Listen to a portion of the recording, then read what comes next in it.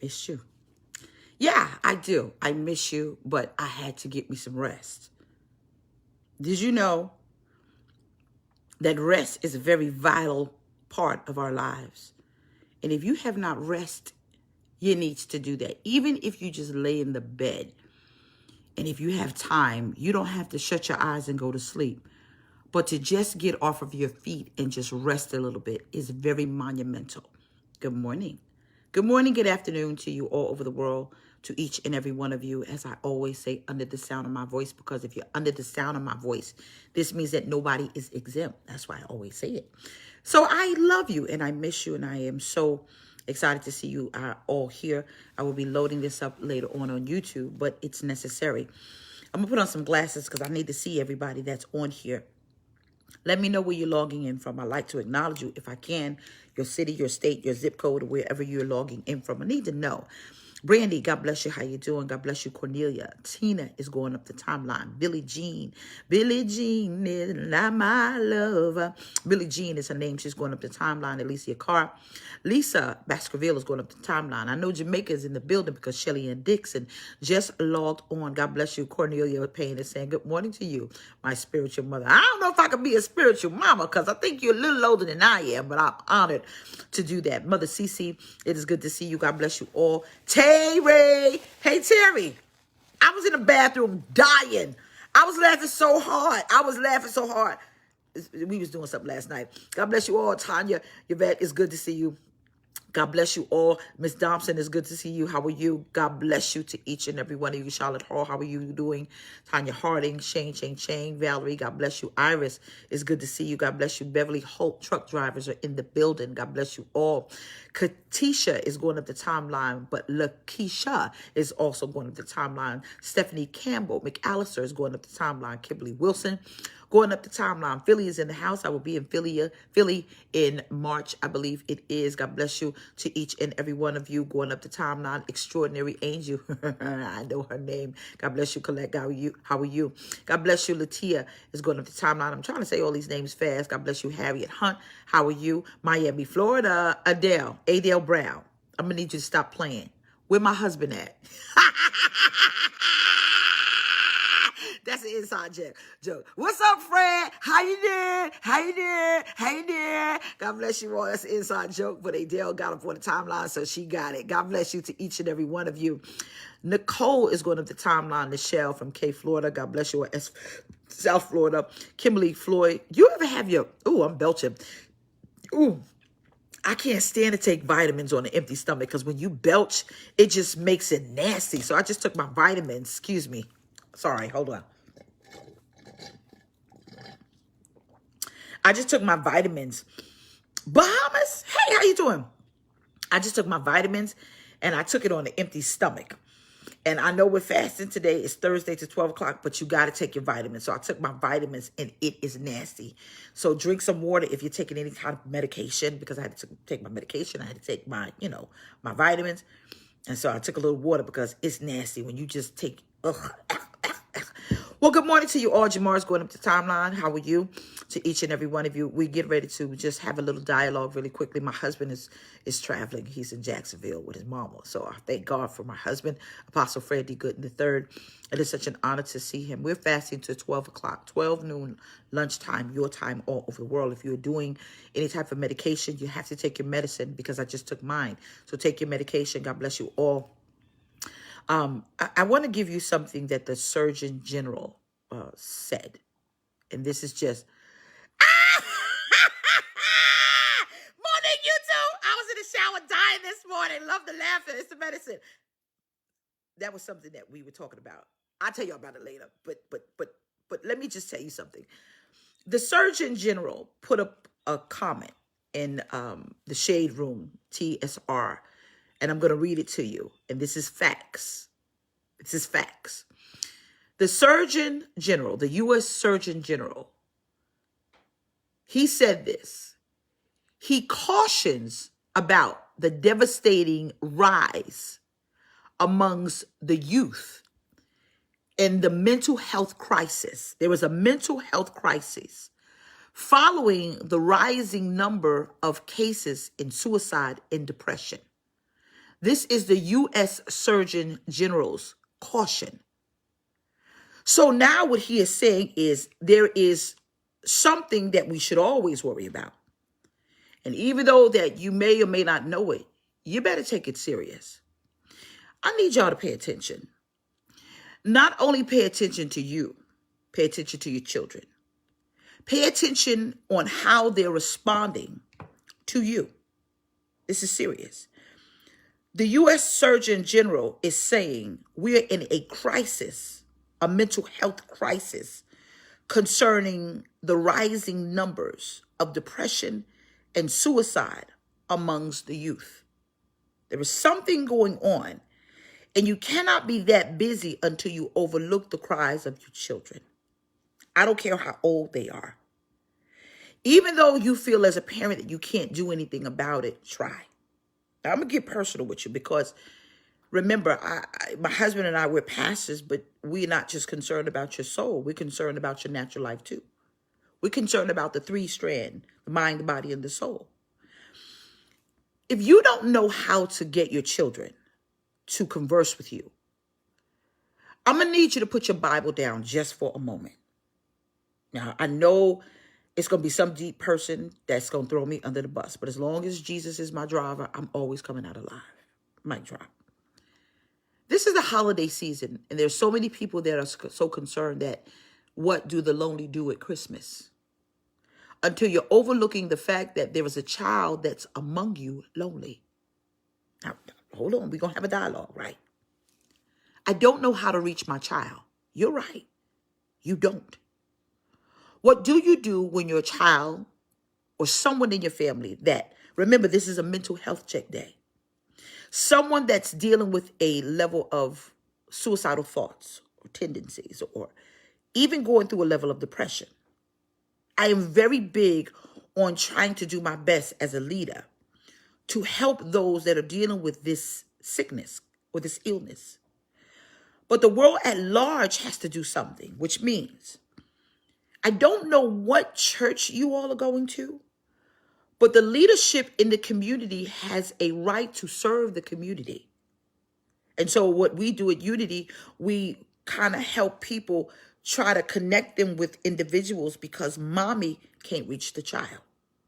This is a clarion call that even though the Surgeon General put up this post, I am going to ask the pastors.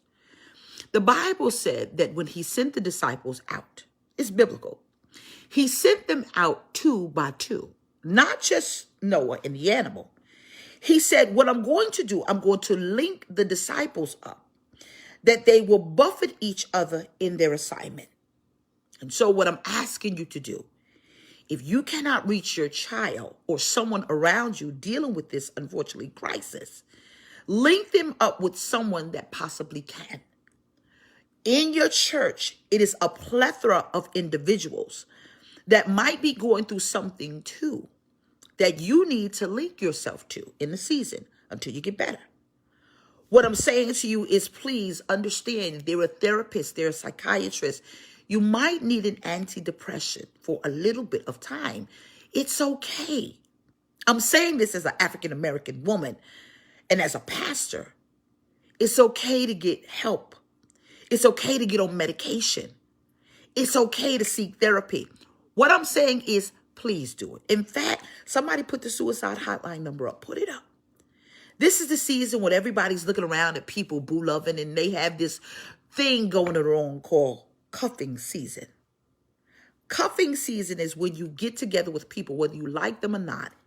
It's that we get together and we cuddle because it's warm. And the weather outside is frightening. And all of the holiday season, and you don't want to be alone, so you tolerate somebody just to be with anybody. It's dangerous. Because what happens is these situations and this drama going on in the youth community, and you don't even know, it's that they're so desperate to find someone or something to love them. Now, okay, people are crying now, and I'm sorry that you're crying, but I'm not. I'm going to try to dry as many eyes as I can with almost 1,200 people watching. You don't have to be alone for the holidays unless you want to. It's some people that's just tired and they just want to rest and they don't want to go anywhere. And that's okay. That's your right. But I want to talk to those that feel lonely for the holidays. You're a little depressed. You may contemplate some things. Let me help you with something. If you are here and you could hear me and you could see me and you could see all the people going up the timeline conversing, you have now embarking upon a community of people that you could connect to. You are not alone. No way possible. Robin Williams said something before his untimely death. He said that nobody knows what it's like to have a million people around you, but yet and still you feel lonely in the world. I may not know anything about that, but I do know one thing about being in the business of people, that you have an opportunity to connect yourself to someone who cares. This community called social media could be a good thing. It could be a horrible thing in the wrong hands of the wrong people. But there are people who understand what you're going through. And I'm saying in this holiday season, you're not alone. In fact, Shane just put up the line. It's 1-800-273-TALK. That's 1-800-273-8255. There are people on the other end of the line that will converse with you. Did you know that? You have people in a church that we're doing something called the Mass Gift Exchange. We're going to do this December the 19th. It's when you be around people that you don't know and they give you something. Because that's what God did. For God so loved the world that he gave his only son. He gave his only son. Tamika, God's property, Wiggins, just went up the timeline and said, this will be the first Christmas without my son. He left for basic training 2 weeks ago. And so even though he's doing a wonderful thing and thank him for his services, there's someone that says, this is the first Christmas without my child, my loved one, because unfortunately something happened untimely. You are not alone. Don't let your thoughts tell you that you are. Connect yourself with somebody. I'm not talking about cuffing season, because it's a hard thing when you're going through something and you connect yourself to somebody and then they ghost you because they were only there because they needed someone, or not something, someone to do. Don't be that. Connect yourself with someone who really cares. That's why the church is so important. Now, there's not a perfect church, but we serve a perfect God. And if you give your church a chance, you'll be shocked that you can find one of the best friends of your life giving God the greatest praise of our time. You can be sitting next to somebody that can say hallelujah louder and stronger than you. You find yourself in a good friend. Randy Wood, what's up? How you doing, Randy? How you doing? Randy is on the timeline. How are you? How's the family doing? Understand something. No matter what it is, you are not alone. Not just in this season. How about the lifetime? Someone said, the first Christmas without my son, he was murdered in February. Her name is Inisa, Anissa T. Ray. Minister Stefanetta, get her. There are people going up the timeline and they're sharing their story. They're sharing their story. They're doing this for a reason, because they're saying, I understand. A woman just said her son just went for basic training. Another woman just said, my son is in the Navy and I have an empty house. Perhaps you two need to connect. Social media can be a wonderful thing for those that feel lonely or just need someone to talk to. Use it wisely. Don't use it for malice. Use it wisely. Don't use it to hurt people. Use it to get the strength you need when you don't feel like talking to regular family. Use it for the strength you need when you need to talk to someone like, this is hard, man. The Surgeon General put this up for a reason, because this is a crisis that takes a village. And if social media is the village that it's going to take for people to feel connected to somebody, use it wisely. Someone just put up the timeline. I'm fighting. I am fighting. What we're going to do is we're going to just give you hearts, because we want you to understand we need you to fight. Suicide becomes on an all-time high, especially during the holiday season. That's facts. You can Google it. I'm not just saying anything that just sound like I know what I'm talking about. It's true. Something happens even when the clock strikes 12 and people are looking around, and someone said, my Lord, teach the people. And people are looking around and that clock is about to strike 12 and a new year is embarking upon us all. And some of you are saying, I'm too afraid to go into the new year. because the last year was so hard. I am here to tell you it gets better. You just have to stick around to see it. One of the greatest lies that has ever been told in depression is that it's better on the other side. I don't know anyone that came back to say it's absolutely beautiful there when you decide to take your life when God is the life giver. That kind of contradicts itself. I said this to someone a couple of weeks ago, and she shared something with me. And her words were, I want to take my life. This is not my segment. This is what she told me. Remember, we're pastors and we deal with people all around the world given time. And I said this to her. I asked her, do you have children? She said, yes, I do. I said, are they in your house? She said, yes, they are.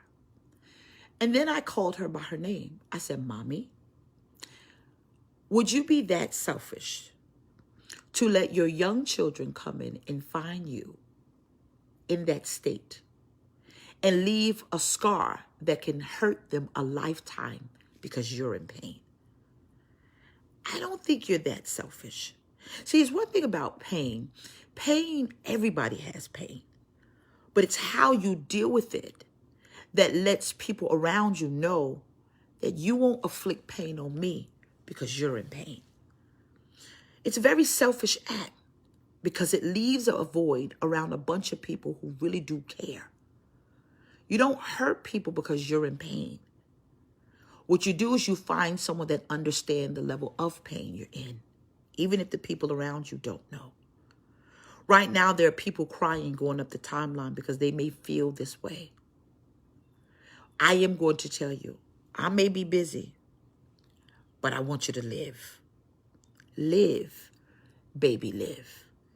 It gets so much better from here. I am promising you something.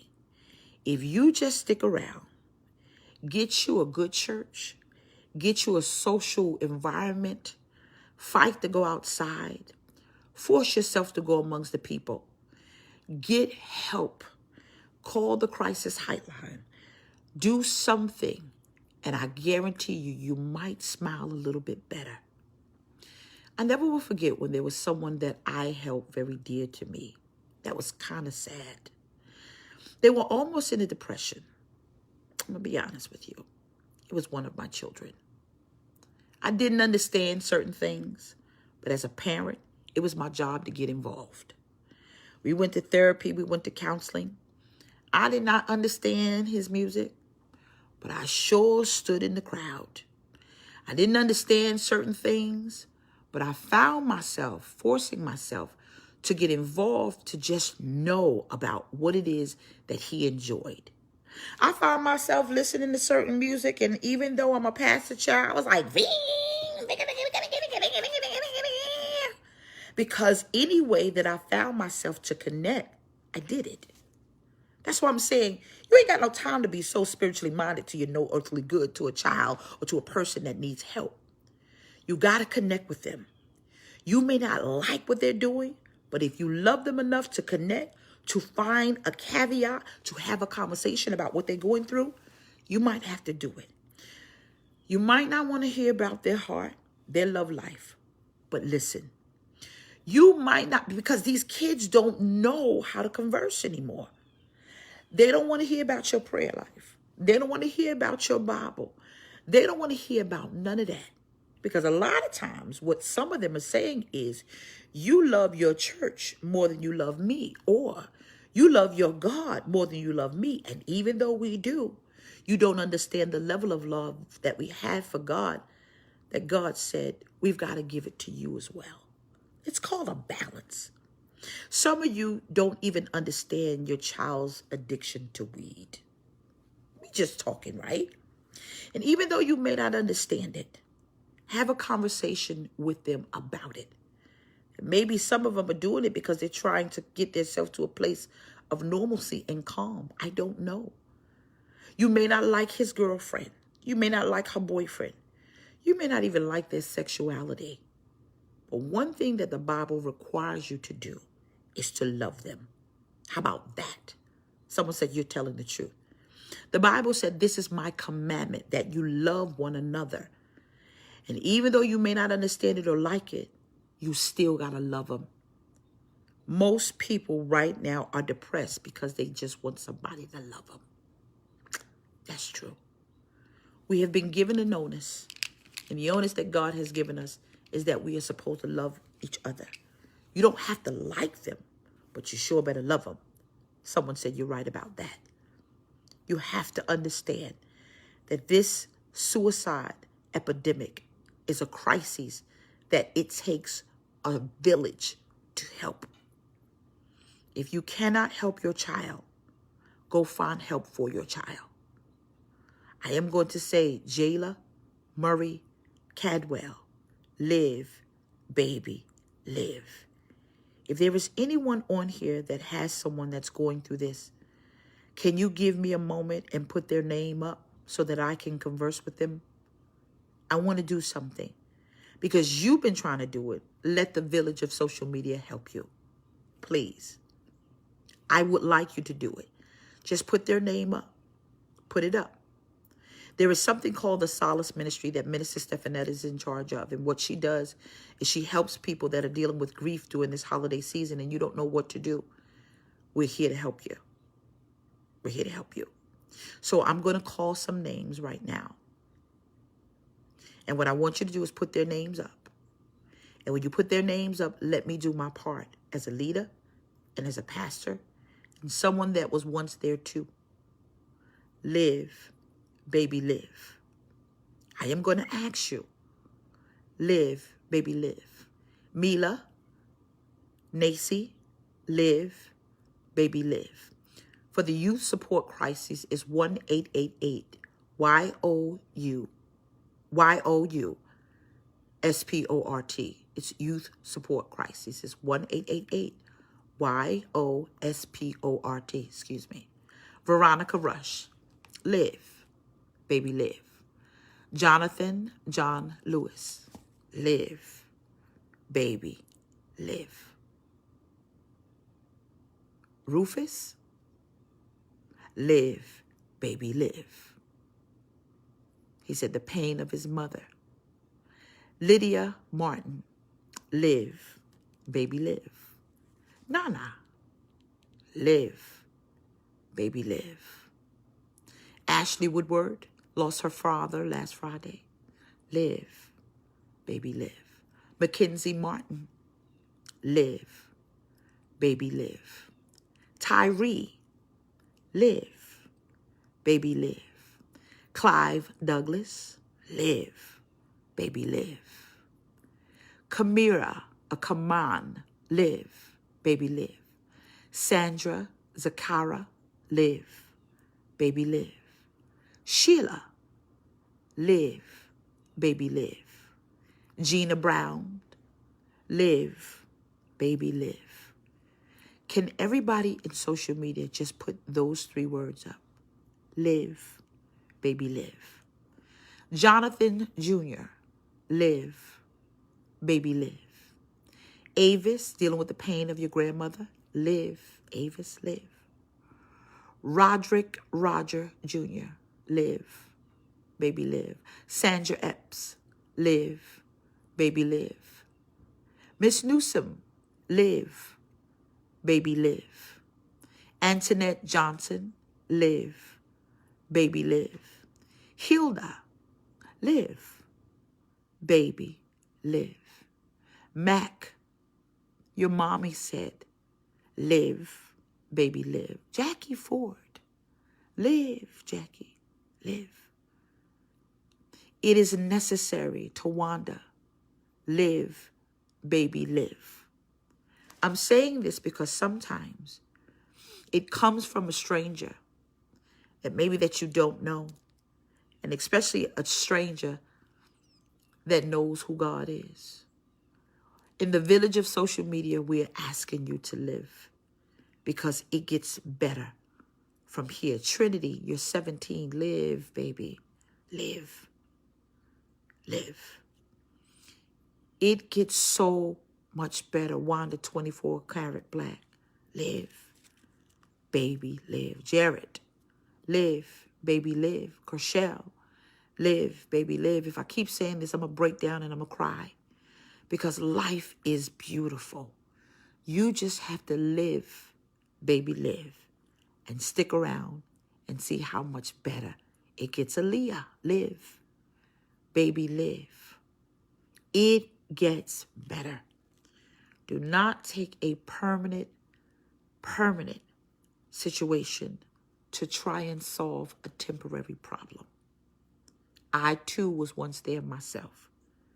One of the greatest heartbreaks I ever experienced was losing my mother, and then 3 days after losing my mother, in a custody battle for my children. I thought that I was going to not be here to see you even come up my timeline. But what I did is I went and I got therapy, and I fought to get better. We understand. With this crisis, I am saying, parents, whoever it is, I don't need you to be deep. Sometimes you just need to sit still and let them cry and listen and do whatever you have to do to get them help. I am Pastor Jameliah, and every time you click my button, I'm going to tell you the truth. Deirdre Murphy Hudson, live, baby, live. I'm going to log off because I'm on my way to get gifts for the children for the holiday. And if you're not doing anything and you're in the Unity Charlotte International area, come on out to Unity. It's a place of liberty, love, and laughter.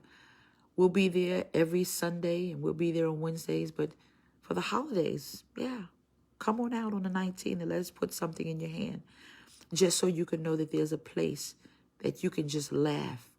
Do you know laughter will help you forget about your problems just for a moment? And some of you just need a daily dose of medication.